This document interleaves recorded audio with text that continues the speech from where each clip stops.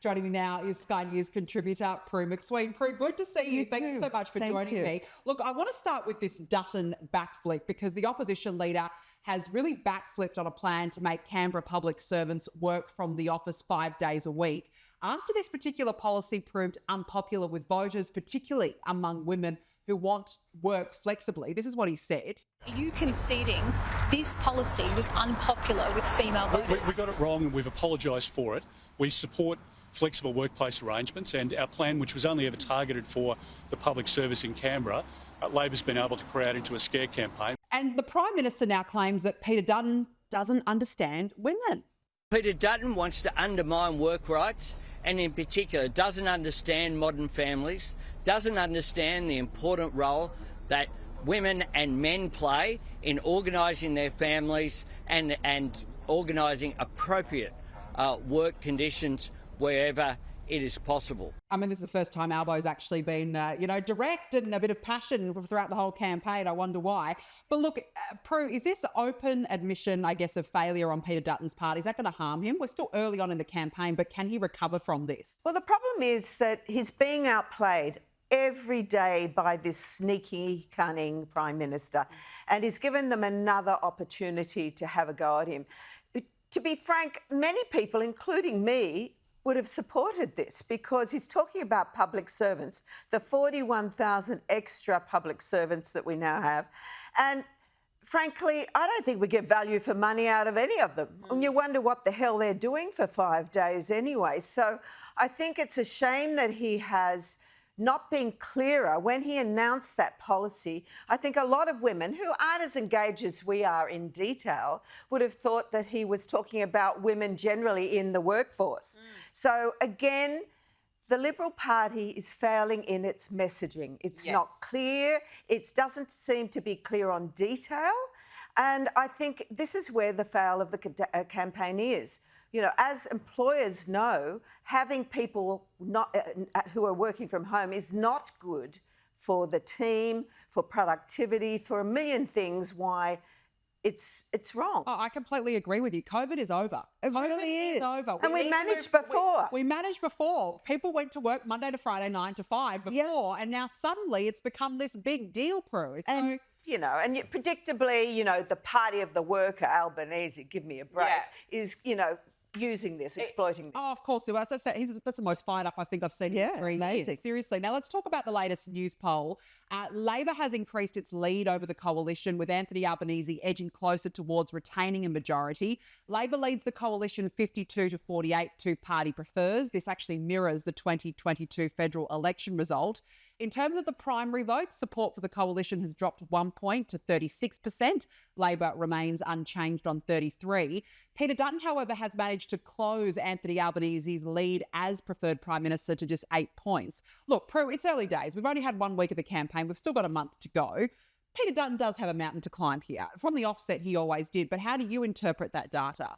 Well, I think it's part of the reason why, he's not communicating well.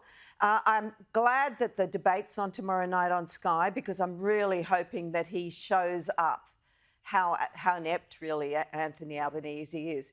But their messaging is not clear. He doesn't ram home. Thank God last week he was at a petrol bowser.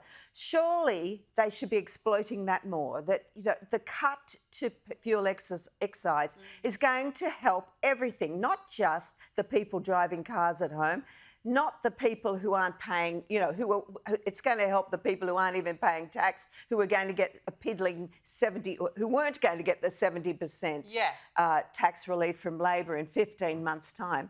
But, the fact that the fuel excise is down means it's going to, snowball into the delivery vans. The cost of everything we buy is impacted by the cost of fuel. So I think it's one that he needs to push and push. And the other one that he's just sort of let go to the keeper is the gas reserve. Yes. We know that we need a gas reserve. And if we had more gas, then we can, we know that the renewables are going to, be augmented. We're going to have more reliable, cheaper fuel. Yeah. And it buys us time while the nuclear plan is... Well, I think he's going to release the costings and how it's going to work. And I'm sure that he will, but now's probably the time. Look, I want to talk to you about tariffs because the impact of Donald Trump's tariffs have hit the markets Wall Street is down more than 10% or US $9 trillion in just 2 days. The Aussie dollar has hit a 5-year low, now close to 60 US cents. That's actually surpassing the low recorded at the start of the pandemic. And there have been massive losses across global share markets. Look, Prue, obviously this is not good, but we knew this was going to happen. It was foreshadowed.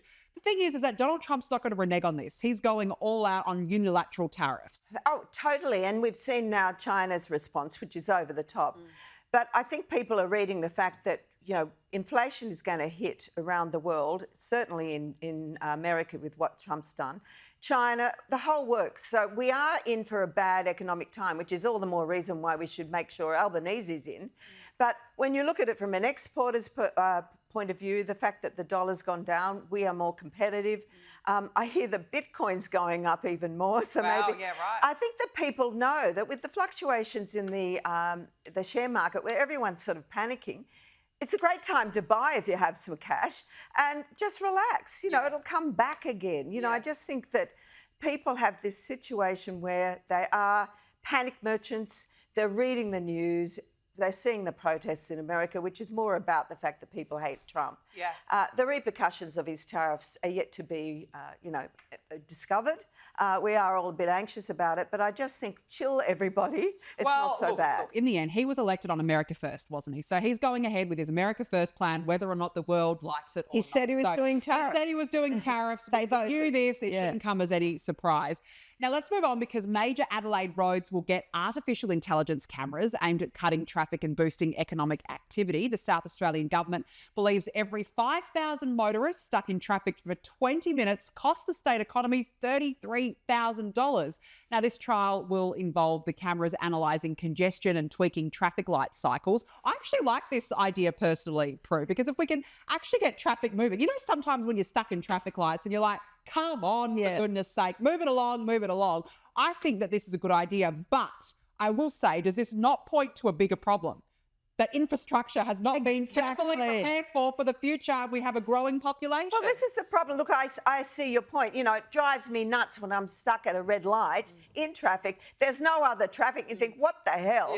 But I think it would be more intelligent to be spending that money on getting the infrastructure right. We know that with this ridiculous migrant intake that we have, every city in Australia, every town in Australia is really, not coping. And we need to have money spent on infrastructure. So sure, let's do it, try, let's see how it goes. But in the end, the intelligence should come from the people who are making decisions about infrastructure, as far as I'm concerned. It's the big Australia policy that nobody voted for at work. We've got a booming population, which means congestion on the roads. You see a spot on. Prue MacSween, good to see you. Thank you so much for joining me on the show this evening.